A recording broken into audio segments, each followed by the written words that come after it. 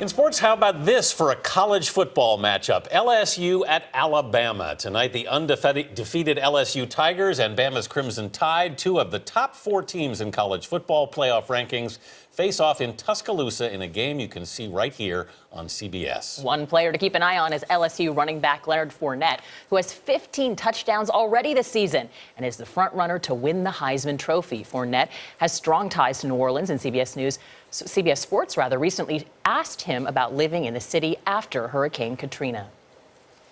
I lived on the bridge for 4 days and 5 nights, just trying to survive, me and my family.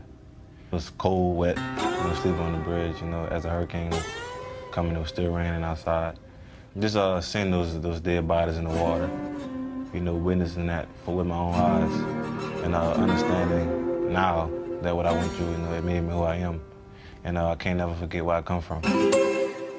You can see more of that feature during our pregame studio coverage starting at 2:30 p.m. Eastern Time. And here with more is CBS Sports studio analyst Brian Jones. It's going to get loud. Yes, it is. Who also co-hosts the Gio and Jones radio show on CBS Sports Radio. Brian, good morning. Good morning. How are y'all? So Leonard, fired up? We are. No. Is Leonard Fournette fired up? Yeah, he's fired up. Leonard Fournette's like that radio bull. It'll back up and run over you again, unlike that freight train. But you got another one on the other side in Derrick Henry as well for Alabama. So you got 2 dynamite running backs, 2 excellent defenses. What's going to give? It's going to be one in the ditches or the trenches, as normal people say. Are you surprised a running back is in such big discussions for the Heisman potential? I'm not surprised. Usually it's the quarterback we're focusing on, but these guys are so much different as far as being talented and possessing everything you want in a running back. They've got the vision, they've got power, they've got speed, they can run between the tackles, outside the tackles. So it's great to see running backs now back in the forefront. But let's not forget about Ezekiel Elliott as well, one of those Heisman contenders.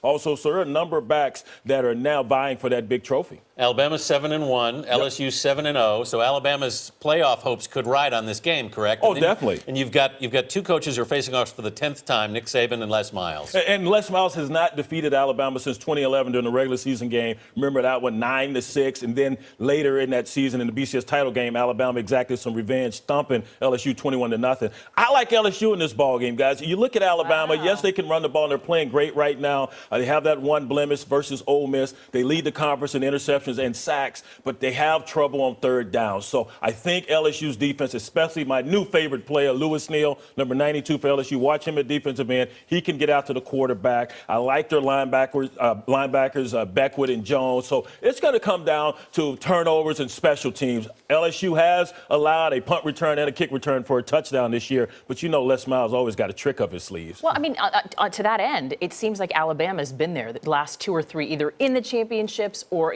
as the contenders. Oh, yeah, you tip your hat to what Nick Saban's been able to do. The model of consistency he's had. There's a reason they've defeated LSU 4 straight times, because they always find a way to win and grind it out, and they've been spectacular since that earlier loss in September to Ole Miss. So it's going to be a tough ball game. By no means is this going to be an easy win for either team. But what's going to be interesting as we've embarked on this first playoff ranking, let's say LSU loses a close ball game. Alabama's sitting there in the rankings at number 4 with 1 loss. So LSU, how far will they fall out of the college football rankings if they happen to lose a close one? Well, let's talk about these rankings, because we've got... Do we have to? I can't believe I brought it up. You're not a fan of these rankings, are you?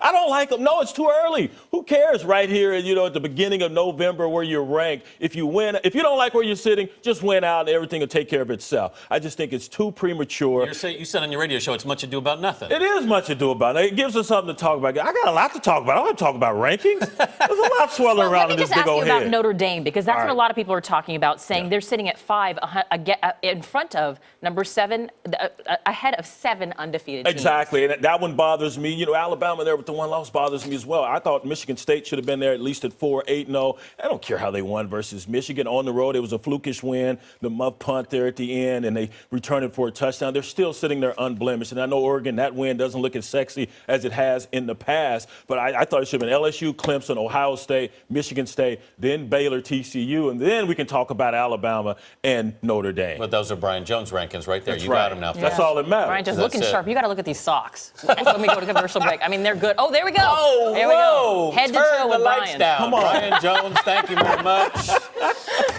And remember, we have a full day of college football action coming up on CBS, starting with Inside College Football at 2:30 Eastern, followed by Arkansas and Ole Miss at 3:30, and then the big game under the lights, LSU at Alabama at 8 p.m. Eastern time. And I got to get me some new socks. It's about